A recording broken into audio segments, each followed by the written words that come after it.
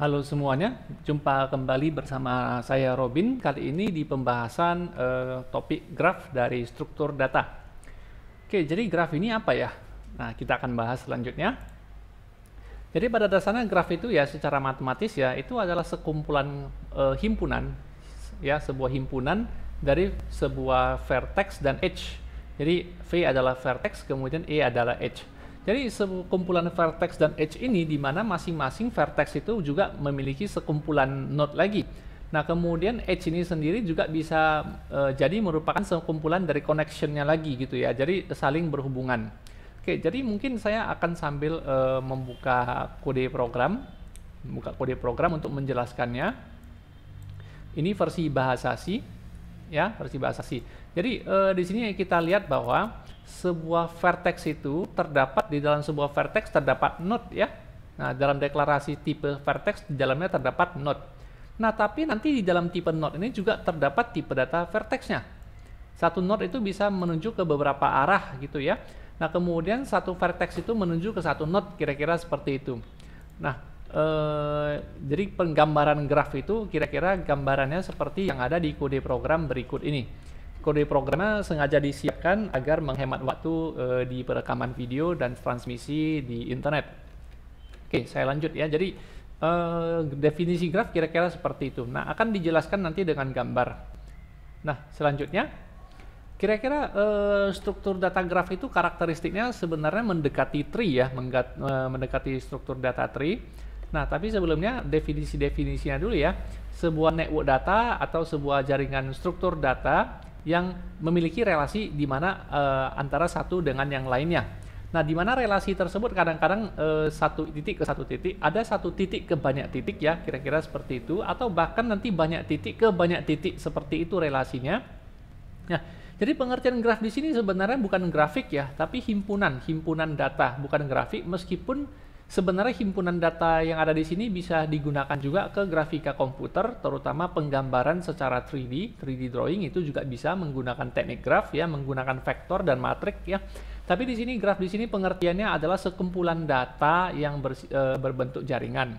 Kemudian sebuah data linear, sebuah struktur data linear itu biasanya sekuensial ya, sekuensial satu arah, tergantung dalam entitasnya itu. Pokoknya linear di dalam entitasnya. Nah, kalau sebuah struktur data tree ya, itu bedanya ya, tree itu nanti satu node bisa banyak cabang, tapi tree tidak dibahas di video ini. Nah, linear itu contohnya array satu dimensi. Data linear itu artinya sekumpulan data itu yang bisa diakses secara berderetan, ya, sequential berderetan ya. Nah, di mana masing-masing data itu memiliki relasi dengan entitas data lainnya. Nah, tree tidak akan dibahas di video ini. Nah, di video ini khusus membahas tipe data graph. Jadi tipe data graph ini bisa menjadi sangat unlimited, bisa menjadi gambarnya unlimited. Contoh tipe data graph yang paling menarik dan paling populer hingga saat video ini direkam adalah Google Map di saat video ini direkam ya. Nah, jadi sebenarnya permasalahan graf itu sudah muncul dan diselesaikan di tahun 70-an sebenarnya. Tetapi di zaman itu belum ada yang namanya Google Map, dan bahkan di saat itu belum ada yang namanya teknologi digital ya. Barangkali teknologi digitalnya hanya sebatas personal komputer yang dipakai di rumah masing-masing. Nah, jadi permasalahan graf ini di zaman itu ya, di zaman itu ada sebuah perusahaan, saya menggunakan ketikan aja, ada sebuah perusahaan ya. Itu katakanlah perusahaan ini bergerak di bidang penjualan dan pemasaran. Nah, jadi perusahaan A ini ya akan memasarkan produknya ke kota B, C, D, E, F ya. Itu bagaimana cara yang paling singkat, jalur yang terpendek atau biaya transportasi yang paling hemat, itu bagaimana caranya gitu ya. Nah, jadi perusahaan ini biasanya akan menyewa programmer atau mereka mungkin sudah punya programmer, akan menggambar petanya secara komputerisasi, secara grafis. Nah, kemudian diberikan informasi masing-masing jalur itu dari A sampai ke kota B, C, D, E gitu. Nah, diberikan informasinya, jaraknya berapa, waktu tempuhnya berapa, dan sebagainya. Lalu digunakan pemrograman graf untuk mencari jalur terpendeknya, kira-kira seperti itu. Nah, di zaman ini belum ada Google Map, jadi terpaksa masing-masing perusahaan pemasaran itu akan membuat programnya versi masing-masing dan petanya dibuat sekedarnya saja sesuai kebutuhan. Nah, namun di zaman sekarang sudah 50 tahun kemudian ya. Nah, topik ini menarik kembali gara-gara ada Google Map. Nah, jadi dengan adanya Google Maps ini ya, di mana semua pemetaan di Earth ini, di dunia ini ya, di bumi kita ini sudah dipetakan oleh Google. Nah, jadi titik-titik kota, letak, lokasi, alamat semuanya sudah lengkap dipetakan oleh Google. Jadi sehingga Google Map ini sudah mengimplementasikan semua teori tentang graf di jalur terpendek dan waktu tersingkat sebenarnya ya. Nah, jadi ini adalah contoh implementasi graf, yaitu salah satunya di Google Map. Oke, jadi ketika kita melihat permasalahan graf ini ya, permasalahan graf ini sebenarnya lebih banyak untuk masalah-masalah seperti ini. Mencari jalur terpendek, mencari waktu tersingkat, mencari bobot terbanyak ya, mencari lokasi seperti yang sudah di Google Map ya, menjadwalkan pekerjaan ya, menjadwalkan penyelesaian masalah ya, mungkin penjadwalan guru dengan anak sekolah, siswa sekolah, atau dosen dengan mata kuliah dengan mahasiswa, kira-kira seperti itu, bisa menggunakan cara graf. Kemudian traveling salesman, ini traveling salesman lebih rumit daripada jalur terpendek yang ada di Google Map, karena di Google Map itu pencarian jalur terpendek dan waktu tersingkat itu hanya satu arah. Sementara traveling salesman itu dia harus bolak-balik ya, dari perusahaan A ke B, C, D, harus balik lagi ke A. Nah, kalau kita lihat Google Map kan tidak perlu seperti itu ya. Nah, Google Map itu bisa dibilang satu arah gitu ya. Nah, kemudian permasalahan graf seperti yang saya cerita di bidang grafika komputer ya. Grafika komputer itu terutama untuk yang 3D itu menggunakan vektor-vektor yang berbasis graf ya, seperti itu. Jadi inilah permasalahan yang bisa diselesaikan dengan menggunakan graf. Nah, menggunakan graf ini harus rekursif ya, umumnya rekursif ya, kecuali yang grafik ini ya. Kecuali yang 3D grafik tidak harus rekursif. Nah, tetapi untuk permasalahan shortest path, fastest time, maximum flow, ya, mencari data dan lokasi, menjadwalkan pekerjaan dan permasalahan, solusi permasalahan, traveling salesman, ini semuanya menggunakan cara rekursif. Karena penyelesaian graf yang paling efektif memang adalah rekursif, meskipun kita sama-sama tahu rekursif itu penyelesaian permasalahan dengan rekursif cukup boros memori ya. Oke, kita lihat. Nah, kemudian permasalahan graf yang lain adalah bisa diimplementasikan ke tree, directory tree. Nah, mungkin banyak kawan yang mungkin belum tahu directory tree itu seperti apa ya. Nah, jadi directory tree itu ya seperti ini.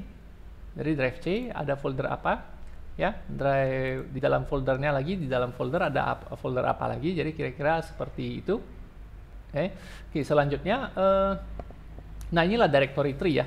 Nah, tapi directory tree tidak akan dibahas di sini. Oke, kemudian untuk kompresi dengan algoritma Huffman salah satunya, dan juga beberapa hal lainnya yang bisa diselesaikan dengan graf. Oke, nah kemudian struktur graf itu kalau kita buat di pseudocode ya, harus ada sebuah node dan harus ada sebuah vertexnya. Ya, ada sebuah node ya, dan ada sebuah vertexnya. Oke. Nah, cuman di sini lebih simpel ya, saya buat di sini lebih simpel. Jadi sebuah node itu harus ada minimal satu data, kemudian ada arah jalur. Arah jalur itu harus merupakan array kepada vertex dan node yang lain. Oke. Nah, ini contoh deklarasinya dengan menggunakan bahasa program Pascal atau Delphi. Nah, ini contohnya dengan menggunakan bahasa C, tapi mungkin lebih enak kita lihat nanti di codingnya saja. Ya, di codingnya saja. Oke.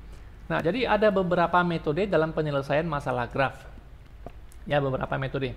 Nah, tapi dari perspektif saya yang paling bagus, paling efektif, paling akurat adalah algoritma yang DFS ini.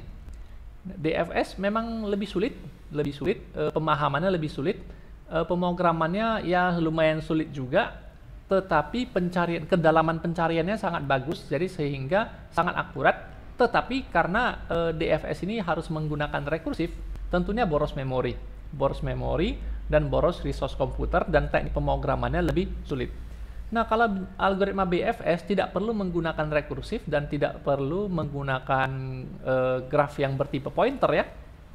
Kita sama-sama tahu implementasi tree lebih efektif pakai pointer daripada pakai array.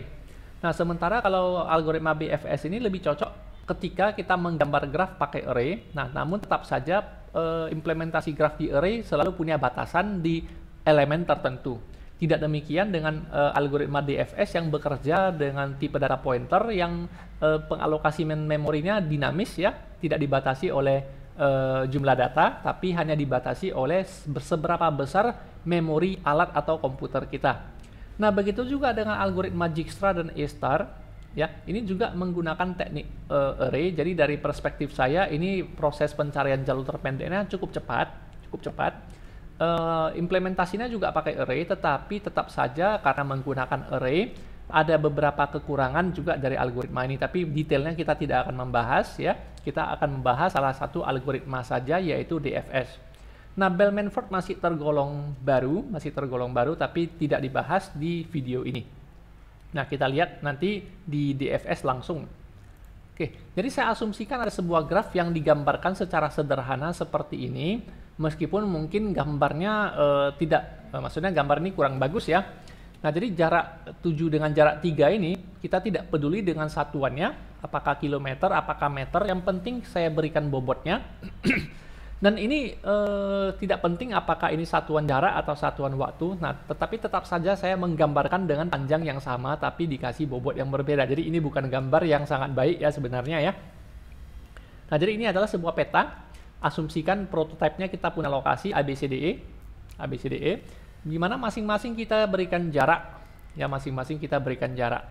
Nah, satu hal yang rumit ya di sini adalah saya mengimplementasikannya menggunakan file. Jadi saya siapkan file jalur ya. Ada file jalur yang saya siapkan dengan nama graph.txt. Nah, jadi cara membaca graph.txt ini adalah program saya harus membaca bobot-bobot jalur yang ada di sini. Jadi ibaratnya ya seperti ini. Seperti ini ya. Mungkin perlu saya kecilkan dulu. Oke. Nah, 5 artinya saya punya 5 titik, 5 node, 5 titik. Nah, ABCDE artinya kelima titik tersebut adalah prototipnya hanya prototipe lokasi ya, bernama ABCDE gitu ya. Nah, demikian juga mohon maaf ini layarnya saya berpindah-pindah ya karena hanya satu layar. Nah, jadi saya akan menunjukkan program utama di mana program utama saya membuka graph1.txt untuk dibaca secara teks dalam bahasa C ya. Nah, jadi saya akan membuka graph1.txt, mungkin boleh dikecilkan supaya nampak gambarnya seperti ini. Bisa juga ya. Oke. Nah, seperti ini barangkali. Ya, buka graph1.txt, ini dia. Nah, kemudian bagaimana cara membaca penyimpanan jarak dan bobot yang saya lakukan di file ini adalah, nah, Anda perhatikan pembacaan pertama adalah jumlah data. Nah, jadi jumlah data konversi to integer ya, konversi array char to integer, itulah jumlah node-nya. Jadi jumlah ABCD-nya ada 5. Nah, jadi ada 5 node. Jadi saya ciptakan graf sebanyak 5 node. Saya ciptakan graf saya itu ada 5 node ya, jadi array dinamis. Nah, setelah itu saya baca dari file kembali ya. Nah, node-nya apa-apa aja. Jadi saya baca sebagai tipe string, maka buffer memperoleh ABCDE. Nah, selanjutnya lakukan looping sebanyak jumlah node, di mana saya mau memisahkan nama-nama node-nya ABCDE dari buffer ini. Acuannya adalah spasi. Nah, di sini saya menggunakan function yang saya buat sendiri, yaitu get token from buffer. Nah, jadi nanti dengan menggunakan get token from buffer, satu persatu prototipe lokasi ABCD-nya diambil lewat looping for ini. Tapi detailnya tidak saya jelaskan di sini ya. Nah, jadi get token itu perintahnya ada di sini. Functionnya ada di sini. Get token from buffer, dari posisi berapa, stringnya yang mana, buffer stringnya yang mana. Nah, jadi di sini terjadi pemisahan string. Nah, bagi Anda yang memiliki bahasa program seperti Python atau Java, itu ada fitur split ya, Anda bisa menggunakan fitur split. Jadi string ada function split menjadi array. Nah, tapi di sini karena saya gunakan bahasa C yang tidak ada fitur seperti itu, ya saya harus memogram sendiri get tokennya. Nah, kemudian graf ke I adalah maksudnya graf ke I masing-masing ini ya, graf ke 0, graf ke 1, graf ke 2, graf ke 3, graf ke 4. Masing-masing graf ini jumlah anaknya kita belum tahu. Asumsikan dulu jumlah anaknya adalah 0. Jadi inilah arti kode program yang di sini ya. Nanti versi bahasa program lain juga akan saya tunjukkan sekilas. Nah, selama file belum habis, selama file F belum habis, not end of file, selama file belum habis, saya mau baca ini semua. Nah, apa sih artinya ini semua gitu ya? Nah, artinya pembacaan pertama dari sini sampai kemari adalah, nah, lokasi A punya 3 jalur. Itu artinya A3. Lokasi A punya 3 jalur. Oke, di mana lokasi A yang 3 jalur ini, ya lakukan perulangan for lagi, di mana lokasi A yang 3 jalur itu masing-masing A ke B 4, A ke C 7, A ke D 5. Itulah maksudnya. Ya, jadi inilah gunanya looping for yang ada di sini. Nah, kemudian karena masih dalam perulangan while, kena lagi pembacaan nama lokasi dan jumlah jalur, yaitu B3. Nah, B3 di sini artinya B punya 3 jalur, yaitu B ke A, B ke C, B ke D. Jadi B ke A4, B ke C4, B ke E2. Jadi sesuai dengan saya buat kondisinya di sini, meskipun mungkin ada angka yang salah. Jadi B ke A ya, B ke A di sini sesuai dengan gambar graf adalah 4. B ke C harusnya 2. B ke C4 ya, B ke C4 ini, B ke C4. Kemudian B ke E 2. Nah, sama juga seperti tadi. A ke B4, A ke B4, A ke C7, A ke C7, A ke D harusnya di sini 6 ya, harusnya di sini 6. Oke, nah dan seterusnya. Oke, beginilah looping ini saya lakukan untuk membaca data graph dalam file teks menjadi pointer tipe data pointer graph yang tadi ada 5. Tipe data pointer graph yang tadi ada 5, jumlah node-nya 5 ini ya, di sini ya. Sebagai jumlah node 5. Itulah hal pertama yang saya lakukan untuk loading graph dari file tersebut. Jadi artinya kalau saya mau buat peta yang lain, saya hanya perlu mengatur file ini dengan baik saja. Perlu mengatur jarak bobotnya dengan baik ya. Nah, jadi bobot-bobot di sini boleh Anda asumsikan sebagai satuan waktu, misalnya detik, menit, jam, atau boleh Anda asumsikan dengan satuan jarak ya, misalnya meter atau kilometer boleh. Oke. Nah, kemudian digambarkan graf sebagai tree untuk ditampilkan aja. Sampai di sini stop. Mungkin boleh saya jalankan dulu ya programnya ya. Oke, nggak apa-apa. Nah, kemudian di sini mencari graf mulai dari node 0. Graf 0 adalah A. Tujuan kita adalah graf 4 yaitu E. Dari A ke E. Jadi tujuan awal, lokasi awal adalah graf 0 yaitu A. Tujuannya adalah graf 4 yaitu E. Oke. Nah, kemudian berikan nama path-nya dan dilanjutkan. Nah, disinilah function yang paling rumit, yaitu calculate all path weight. Jadi, menghitung semua jalur, semua bobot jalur, mulai dari node awal, lokasi awal, sampai lokasi tujuan. Nah, berikan, di sini saya sengaja memberikan sebuah variabel bertipe string, berikan jumlah path-nya. Nah, kemudian distance ini nanti akan dipassing secara by reference. Artinya distance ini akan diperoleh, nanti jarak akhirnya berapa itu akan disimpan ya. Dan ketika program selesai, semua graf itu saya free dari memori kembali ya. Saya bebaskan kembali memorinya supaya bisa kembali digunakan oleh OS. Nah, jadi yang paling penting di sini adalah calculate all pathways. Di sinilah yang lebih sulit. Nah, jadi calculate all pathways ini terjadi rekursif ya. Calculate all path weight, di dalamnya terdapat calculate all path weight lagi. Nah, jadi untuk setiap titik ya, Oke, setiap vertex yang ada, tarik terus di function rekursif ini. Nah, jadi di sini mungkin detailnya tidak saya jelaskan ya. Ketika nanti ada meeting tatap muka, ini akan lebih mudah saya jelaskan dibanding dengan di video. Nah, jadi di sini ketika source sama dengan destination, ya saya rasa diabaikan aja. Nah, ketika source dan destination berbeda, kita baru bisa melanjutkan ya. Oke. Nah, copy path-nya kemudian mungkin lebih enak kalau saya jalankan programnya ya. Sebentar. Saya jalankan langsung action-nya saja. Jadi ini penggambaran graf dalam bentuk tree 2 level. Ya, A ada 3 jalur, A ke B 4, A ke C 7, A ke D tadi harusnya 6 ya, dan seterusnya. Nah, kemudian melewati proses program calculate all path width ini. Nah, di rekursif ini ya. Nah, di sini Anda perhatikan ada string copy path ke n tambah 1. Jadi ada variabel path ke n, array path ya, array path ke n. Oh, tipe data array path itu adalah 5 kali 21. Jadi bertipe string 5 di sini maksudnya. Oke. Nah, jadi nanti array string ini nanti akan mencari jalur yang paling sesuai lah gitu ya. Maksudnya untuk menyimpan jalur yang ada. Oke. Nah, sampai di sini saya kembali kemari ya.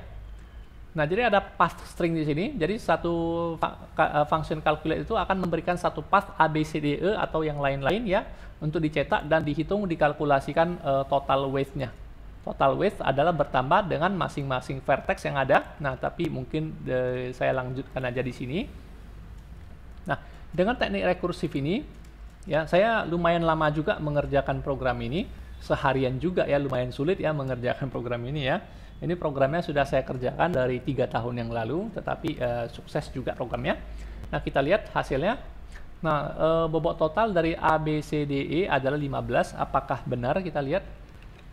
Ya, A, B, C, D, E, 4 tambah 4 tambah 4 berarti 12, 12 tambah 3 berarti 15 ya. Berarti cocok, 15. Nah, kemudian bobot dari A, B, C, E, jadi jalurnya banyak ya, bisa A, B, C, D, E, bisa A, B, C, E. A, B, C, E berarti 4 tambah 4 tambah 3 dapatnya 11 ya. Nah, kemudian A, B, E juga ada, A, B, E. Jadi ABE 4 tambah 2 dapat 6. Ya, dapat 6. ABCBE ACBE ya, ACBE. Nah, dapat semua totalnya. Nah, jadi nanti bobot path ini, setiap path dan setiap bobot ini sambungannya ya. Di sini saya belum membuat sambungannya. Nah, disimpan ke dalam array path dan bobot, lalu lakukan program, letakkan program pencarian nilai terkecil, maka Anda dapatkanlah jalur terpendek adalah di ABE, gitu ya. Nah, jadi ini hanya proses secara rekursif untuk mendapatkan jalur, jarak dari masing-masing jalur yang ada, untuk mencari jalur dan mendapatkan bobotnya. Jadi inilah function recursive calculate all path width tersebut, itulah fungsinya ya. Nah, baik dengan versi C ataupun dengan versi Java, coba saya tunjukkan versi Java-nya juga. Java. Oke, deklarasinya di sini, oh saya butuh kelas ini ya, kelasnya saya lupa copy. Jadi ada sebuah node type graph array ya, kemudian ada tipe data apa lagi ya? Node type aja ya, ada tipe data node type yang lupa saya copy structure-nya. Nah, jadi prosesnya juga sama, calculate all path width juga ya. Nah, saya tunjukkan juga versi Visual Basic dan C#-nya di samping versi bahasa C. Sebentar. Jadi apapun bahasa programnya, yang penting algoritmanya tepat, programnya sudah bisa berjalan dengan baik. Oke, jadi di sini ada tipe data node, ada tipe data vertex. Oke, kita tunggu. Ada tipe data node, ada tipe data vertex. Jadi tipe data node ini isinya adalah nama node atau nama lokasi. Masing-masing lokasi punya berapa jalur, ya? Ada berapa jalur dan masing-masing jalur ini nanti ke vertex yang mana. Nah, lalu kembali ke tipe vertex. Jadi di dalam tipe node ada vertex, di dalam tipe vertex ada node-nya. Jadi satu jalur itu ke tempat mana, ke lokasi mana ya. Nah, untuk kode program utamanya ya seperti tadi juga versi bahasa C-nya. Jadi ada calculate all path width juga. Ya, inilah code-nya. Algoritmanya sama aja. Nah, begitu juga dengan versi C#-nya. Versi C# ya. Algoritma sama, hanya berbeda di bahasa program aja. Nah, jadi di Java, C# dan Visual Basic itu wajib menggunakan kelas ya, karena di bahasa program tersebut tidak memiliki tipe data struct ya. Kelas itu memang lebih boros memori dibanding struct, karena struct itu tidak perlu membuat function. Sementara kelas di dalamnya bisa mengandung function ya. Oke. Sepertinya salah copy. Oke, mohon maaf, sepertinya salah copy. Ya. Oke, jadi seperti inilah kira-kira pemrograman graf untuk mencari jalur terpendek ya. Jadi ini bukan hal mudah, memang bukan hal mudah. Saya sendiri butuh waktu seharian untuk membuat ini menjadi sukses ya. Oke. Nah, jadi ini hanyalah contoh sampel graf ya. Tapi programnya tetap seperti ini. Algoritmanya tetap seperti ini. Hanya nanti dibedakan aja jalur-jalurnya ini, bagaimana kita mengatur jalur-jalur ini. Ya, seperti itu. Jadi itu juga yang dilakukan oleh Google Map lebih kurangnya. Nah, meskipun Google Map itu mungkin lebih detail lagi, karena jalur-jalur ini belum tentu ini garis lurus ya, karena satu jalan yang sama kadang-kadang jalannya ada yang melengkung. Nah, di situ terpaksa kita harus menambah titik-titik melengkungannya supaya jaraknya lebih akurat ya, seperti itu. Oke. Nah, jadi algoritma Dijkstra yang tadi sudah saya jelaskan ya. Kemudian BFS tadi yang sudah saya jelaskan sekilas. Kemudian ini yang menurut saya pribadi ini paling efektif, paling akurat, tetapi paling boros memori dan paling sulit untuk diprogram ya. Kira-kira seperti ini ya. Oke, jadi demikian video belajar kita hari ini. Barangkali exercise ini boleh dicoba ya dengan menggunakan code yang seperti itu. Terima kasih sudah menonton, selamat mencoba.